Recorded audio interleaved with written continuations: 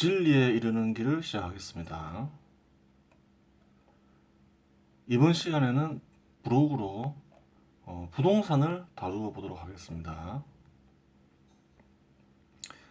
요즘 대한민국에서 부동산 매매 가격이 상승하고 폭등을 했죠. 그리고 전월세 가격이 폭등하고 있어요. 그 이유를 한번 살펴보는 것도 재미있겠죠. 그러면 부동산 균형 가격이 결정되는 원리를 알아야 돼요. 복잡하지 않아요. 아주 간단해요. 부동산 균형 가격 결정 원리를 알아야지 부동산 정책을 제대로 세울 수가 있겠죠. 그래요. 연 이자율이 2%로 가정할게요. 그럼 1억 저축 시 연 200만 원 수익이 발생하겠죠. 그래요. 이자율을 얘기하는 이유는 부동산 가격은 뭐로 표시되나요? 화폐로 표시되죠. 그래요.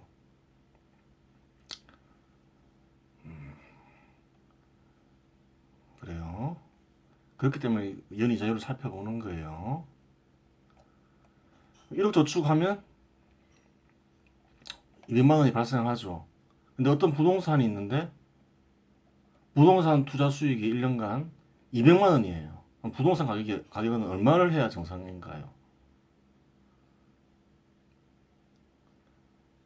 화폐 가치와 비교했을 때 1억 원이면 1억 원 하면 맞죠? 그렇죠.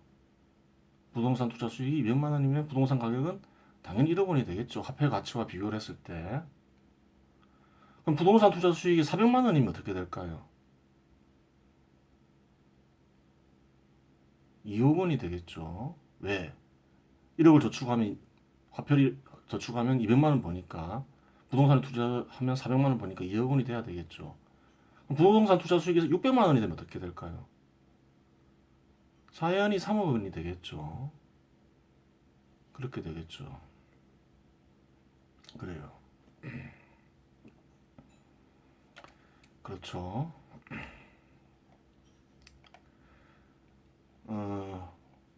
뭐 부동산이 있는데 평수가 좀 이런 게 중요한가요? 안 중요한가요? 안 중요하죠. 평수 가지고 부동산 가격을 결정하지 않죠. 얼마 투자 수익이 생겼느냐 그걸 보고 가격을 결정하는 거죠. 평수 상관없죠. 위치도 뭐 크게 중요한 게 아니죠. 위치도 중요한 게 아니죠. 이 논리에 하면, 이 이론에 하면. 그래요. 자, 그러면 연 이자율이 1%로 변했다 가정할게요.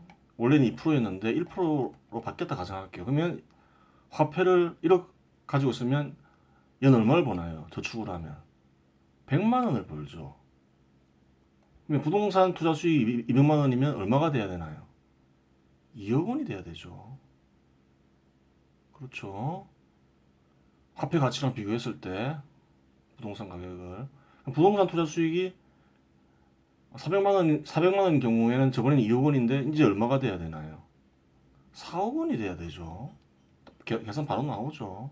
600만 원인 것은 예전에 3억을 했는데 이자가 절반이 되면서 얼마가 되나요? 6억 원이 되는 거죠. 그래요. 그러면 이제 반대로 연이자율이 4%가 됐다 가정할게요. 원래는 2%였는데 4%가 되면 1억 저축하면 400만 원 벌죠. 그럼 부동산 투자 수익이 200만 원인 경우에는 얼마가 되나요? 5천만 원이 되죠. 400만 원인 경우는 얼마 되나요? 1억 원이 되죠. 600만 원인 경우는 어떻게 되나요? 1억 5천만 원이 되죠. 그래요. 여기서 눈치를 채야 되죠. 부동산 투자 수익이 그대로인데 연이자율이 하락하면, 즉 화폐 가치가 떨어지면 부동산 가격은 상승한다. 그걸 알 수 있죠. 반면에 부동산 투자 수익이 그대로인데 연 이자율이 상승을 하면 부동산 가격은 하락한다. 왜? 화폐 가치가 상승하니까. 그렇게 되는 거죠. 그래요.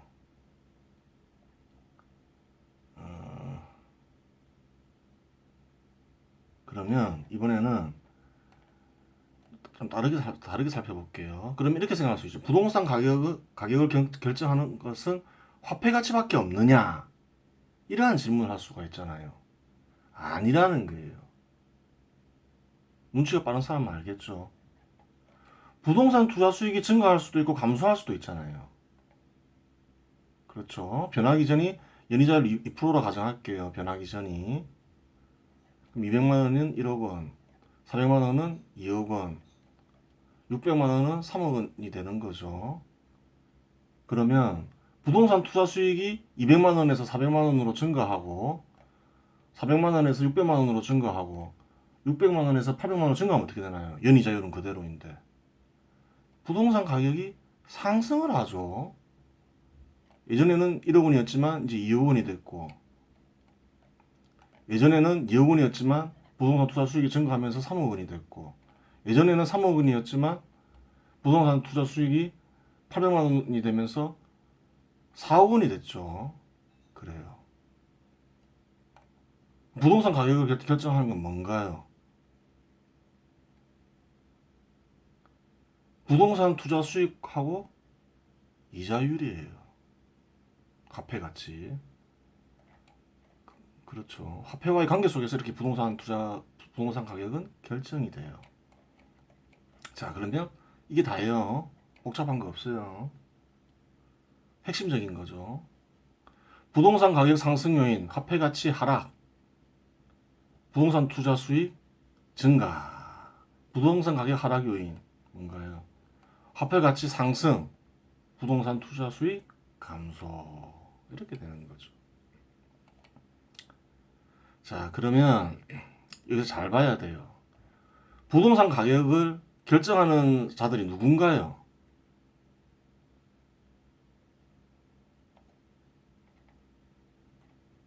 일가구 1주택자인가요? 자기가 집 한 채 사가지고 거기서 사는 사람이 부동산 가격을 결정하나요? 결정 안 한다는 거예요. 그런 사람은 부동산 가격과 아무런 상관이 없는 거예요. 그냥 집 한 채 사가지고 거기 사는 사람은 아무 상관이 없다는 거예요. 부동산 가격 상승 하락과 아무 상관이 없어요. 그러면 부동산 가격을 결정하는 이들은 누군가요? 임대인과 임차인이라는 거예요. 임차인은 주로 이제 무주택자가 되겠죠, 대부분. 그래요. 임대인과 임차인이에요.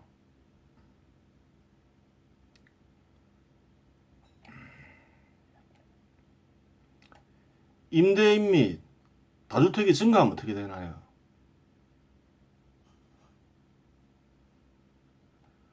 주택 가격이 하락하겠죠. 왜 하락해요? 공급이 늘어나니까 부동산 이자가 그대로 하더라도 부동산 투자 수익이 감소하겠죠. 당연하죠.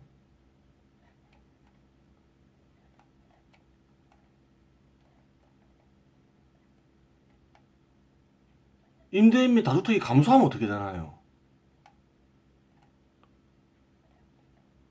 부동산 투자 수익이 증가하겠죠. 물론 여긴 전제가 있죠.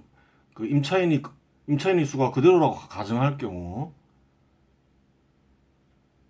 임대인이 감소하면 부동산 투자 수익이 증가하겠죠. 임차인의 수가 그대로니까 전세나 월세를 살려고 하는 사람들이 그대로니까 그 전세나 월세를 살려고 하는 사람들의 수가 그대로니까 당연히 부동산 투자 수익이 증가하겠죠. 그럼 어떻게 돼요? 이자가 그대로라 치면 부동산 가격이 상승을 하는 거죠. 그래요. 그렇게 되는 거예요. 그게 다라는 거예요. 그러면 주택 가격을 안정시키기 위해서는 임대 및 다주택자가 해야 되나요? 감소해야 되나요?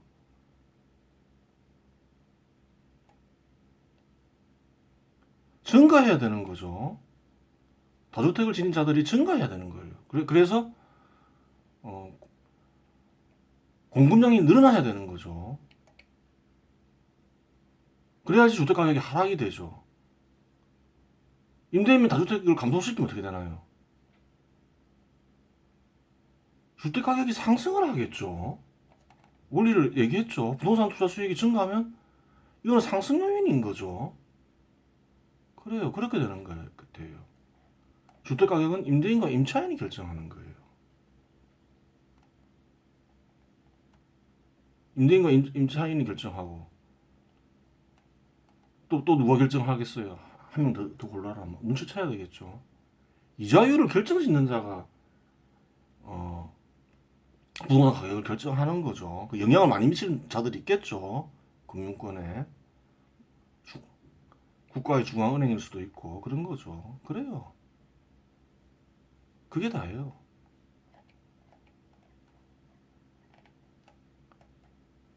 그럼 다주택자는 어떤 존재인가요?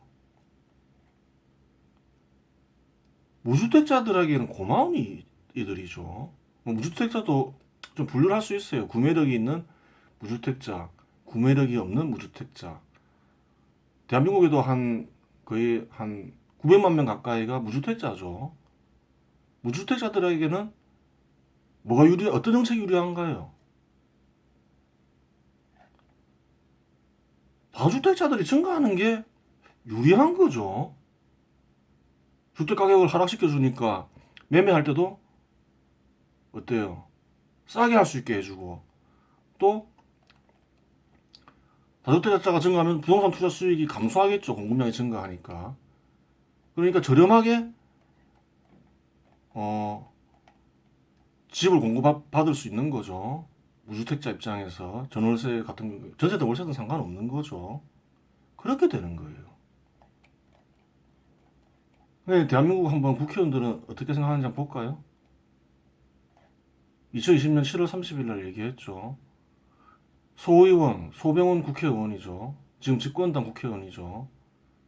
소의원은 29일 국회 국토교통위원회에서 법인이 갖고 있거나 1가구 2주택을 가진 사람들이 소유분으로 신도시 5개를 만들 수 있다며 저는 이 집을 사고 팔면서 차익을 남기려는 사람들은 범죄자로 다스려야 한다고 본다고 했다. 이어 다주택자를 겨냥해 집을 갖고 싶은 국민들의 행복권을 뺏어간 도둑들이라며 그냥 세금으로만 하지 말고 형사법으로 다뤄야 한다고 했다. 이렇게 이해하고 있다는 거예요.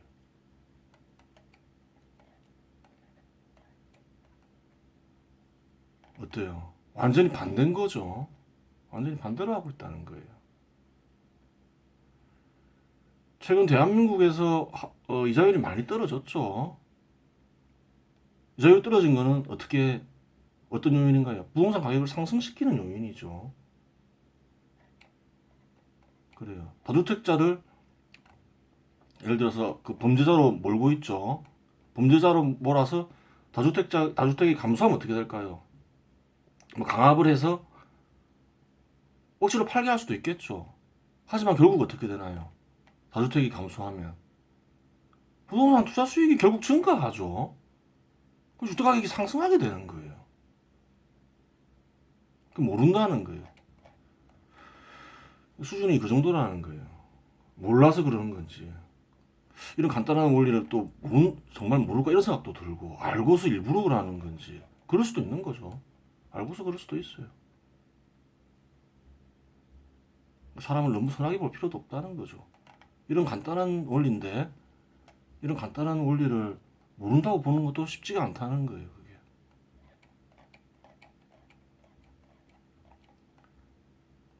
그러면 부동산 가격에서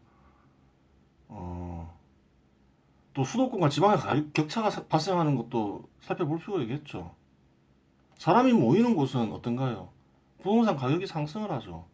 인구가 감소하는 곳은 부동산 가격이 당연히 하락하겠죠. 그렇죠. 사람이 모이는 곳에서는 아무래도 주택 공급 수요량이 많으니까 부동산 투자 수익이 증가하겠죠. 이자율이 그대로라 하더라도. 그러니까 부동산 가격이 상승하는 거죠. 반면에 인구가 빠져나가는 곳은 어떻게 되나요? 부동산 투자 수익이 감소하겠죠. 공급량이 많아지면서 그럼 부동산 가격이 하락하는 거죠. 이게 다라는 거예요. 별거 없다는 거예요. 그러면 수도권과 지방의 가격 격차가 발생하는 원인은 뭔가요? 잘 보세요. 보통 수도권은 그 국가의 금융과 상업, 교육의 중심지죠. 그래요. 보통 그래요. 문화의 중심지일 수도 있죠. 보통 그렇죠. 지방은 주로 뭔가요? 제조업 중심의 산업인 거죠. 제조업 중심의 산업. 그럼 뭐겠어요? 제조업 중심의 산업이 쇠퇴하면 어떻게 되나요? 인구가 감소하면서 부동산 투자 수익이 감소하면서 부동산 가격이 하락하겠죠, 당연히. 제조업이 흥하면 어떻게 될까요? 제조업 중심 산업이 흥하면 어떻게 될까요? 인구가 증가하면서 부동산 투자 수익이 증가하면서 이자율이 그대로 가져가면 부동산 가격이 상승을 하겠죠. 그럼 수도권과 지방의 가격 격차가 발생하는 원인은 뭐겠어요? 제조업 중심의 산업이 쇠퇴하고 있다는 거겠죠. 꼭 제조업이 아니더라도 지방에 필요한 산업들이 있겠죠. 그런 산업이 쇠퇴하고 있다는 얘기인 거예요. 딱 보면 나와 있어요. 대한민국에도 나와 있죠. 헤럴드 경제 2019년도에 상황을 얘기하고 있죠. 국내 설비 투자는 지난해 2분기 이후 올해 3분기까지 6분기 연속 감소했고 이로 인해 국내 제조업의 생산 능력 자체가 사상 처음으로 축소되는 현상까지 발생했다. 해외 직접 투자를 제조업만 보면 올 1에서 3분기 중 146억 5천만 달러에 달해 지난해 같은 기간보다 급증하며 역시 사상 최대치를 기록했다. 국내 기업들의 해외 투자는 경제 규모 확대 및 글로벌화로 크게 늘고 있지만 자본의 해외 이탈이 심화할 경우 산업 공동화와 고용 위축을 가져올 수 있다. 무슨 말이에요?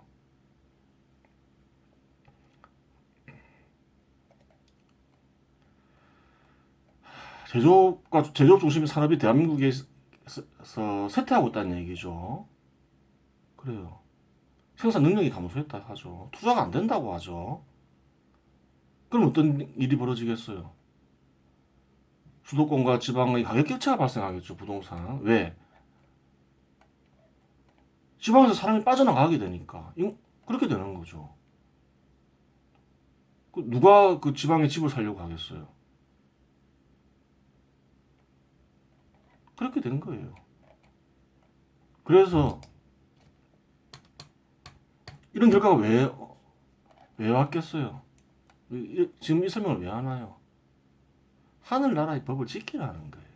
하늘나라의 법을 안 지켰기 때문에 이런 일이 벌어지는 거죠. 뭐라 했어요? 1번을 어긴 거죠. 시장과 자본을 지키며 발전시켜야 한다라고 분명히 언급을 해놨죠. 그래요. 지금 하늘나라의 법을 어겼기 때문에 이런 온갖 이상한 일들이 벌어지고 있는 거예요. 그러니까 국가라는 것 자체가 부동산 가격을 뭐 하락시키겠다 이런 정책을 쓰면 안 되는 거예요. 화폐 가치가 떨어져도 부동산 가격이 상승을 하고 그렇죠. 부동산 투자 수익이 증가해도 어, 그 부동산 가격이 상승을 하는 거예요. 그래요. 국가가 발전을 하고 국가의 생산성이 증가하면 부동산 투자 수익이 당연히 증가하죠. 그럼 부동산 가격은 상승하게 돼 있는 거예요. 국가 발전을 안 하겠다는 얘기인 건지 알 수 없는 정책이라는 거죠. 부동산 가격을 하락시키겠다는 정책은 국가 정책이 될 수가 없다는 거예요. 부동산 가격이 상승을 해도 국가가 부유해지고 시장과 자본을 발전시켜서 국민들이 소득이 증가하면 어떻게 되나요? 부동산 가격 상승보다 소득이 증가하는 속도가 더 크면 부동산 가격 상승이 하더라도 부동산 가격이 상승하더라도 별 의미가 없다는 거예요. 그렇게 되는 거죠. 근데 국가 정책이 최근 문재인 정부 들어서 어땠나요? 시장과 자본을 지키며 발전시켜야 한다는 걸 지켰나요?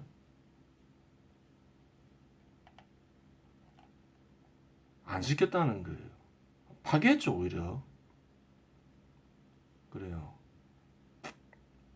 뭐 급격한 최저임금 인상이나 이게 다 시장과 자본을 파괴하는 거죠. 생산성을 증가시키면서 달성해야 할 부분을 시장 기능을 훼손시키면서 달성하려 했죠. 그것뿐만이 아니라 부동산 정책도 마찬가지죠. 완전히 반대로 정책을 한 거죠. 그래요.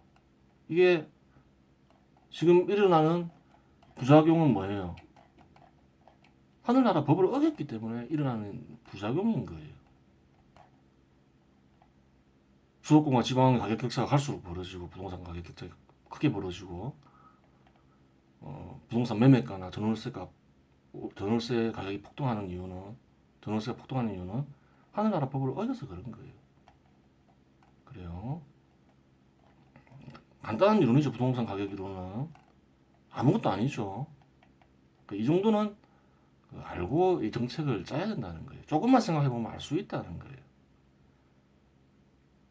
이번 시간 여기서 마치겠습니다.